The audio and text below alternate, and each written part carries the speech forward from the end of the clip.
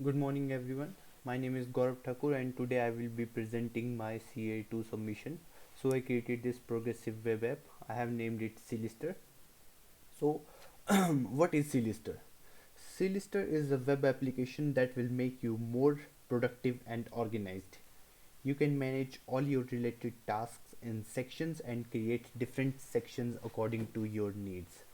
So this is the landing page of CLister. If I refresh it, you can see a animation there, and I've also animated the whole website. So this landing page is created in Next.js, and um, the domain. Take a look at the domain name. It is clister.in.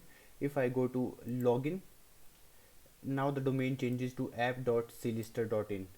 So I have shifted application logic to app.clister.in and home landing page to clister.in. So this is a section, and here you have different tasks for that section, and you can move these tasks, and you can even you can create a new, and you can even delete it, and you can't add empty, so it will give you a warning.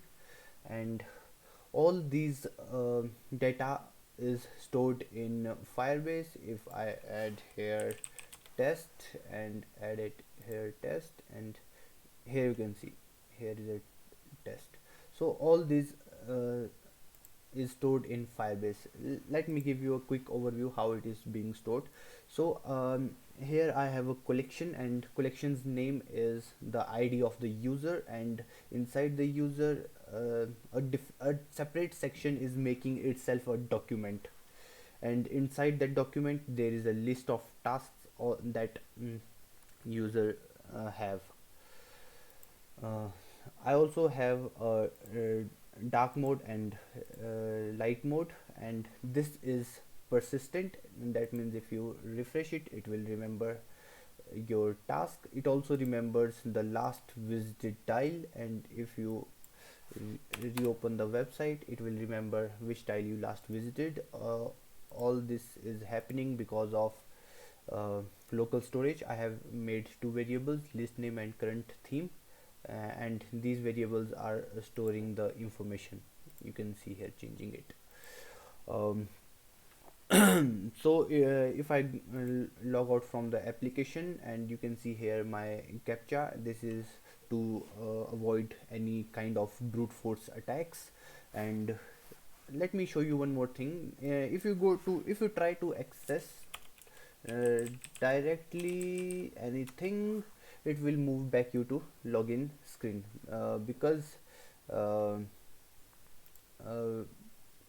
because you because these routes are protected and you can't visit them directly. Okay. uh, so uh, actually once you log out, it will delete all your local storage variables. That's why the theme became dark, and by default dark theme is there. If you log out, it will delete all your local storage variables. uh, I also have validation checks here. If you write invalid email and password, let's see, if you write this and try to sign in, it will say that email is invalid, and it will check for valid email. And if you write valid email and don't write any password, it will again say that this field is required. Okay. And if you write information of wrong user, it will give it there is no corresponding user for this information.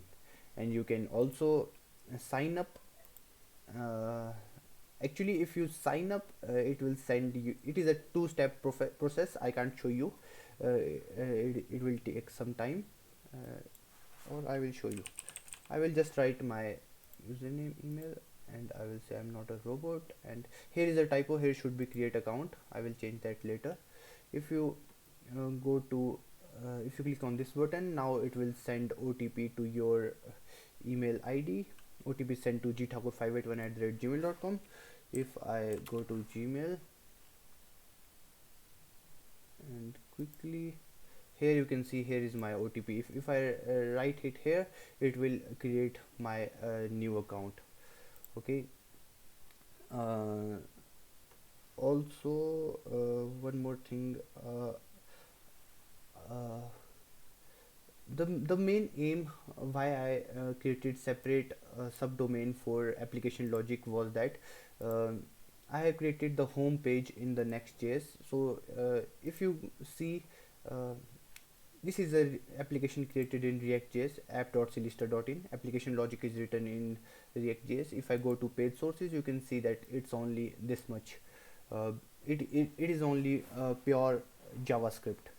So Google bots cannot read JavaScript, so it is very bad for SEO. So I created Next.js application. It allows you to do server-side rendering, and here you can see the whole source code of the application. So this is very good for the SEO purposes.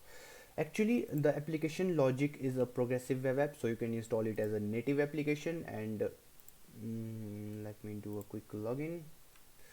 And if I go to CLister to dos and close it, and again go to progressive web app, it will remember the theme and last visited tile. It works same as the application, and it gives you a complete native feel. So you can, I have installed it on Linux also. It works perfectly there. I don't know about iOS.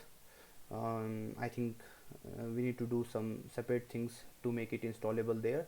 uh, I also have created a Android application, uh, which is linked to uh, same Firebase account. So you can add from tile from your application, and it will show up in your desktop also everywhere. So it's just write once and it will sync everywhere. So sorry, I have also created a light application. Like you have seen Facebook Lite, I have also created CLister Lite. So this application is just 160 KB in size, very light, very small in size, and it's the progressive web app. Just give you completely native feel while using it. So currently many if you see, here are some of my friends. Currently only my friends are using it. uh,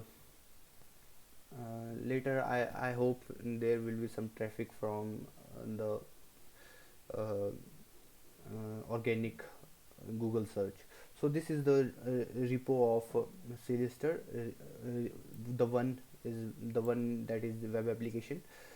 It have 45 commits. I have been working since last 2 months on this application, and still adding some feature and solving bugs in it. uh, Bas, that's it for the application.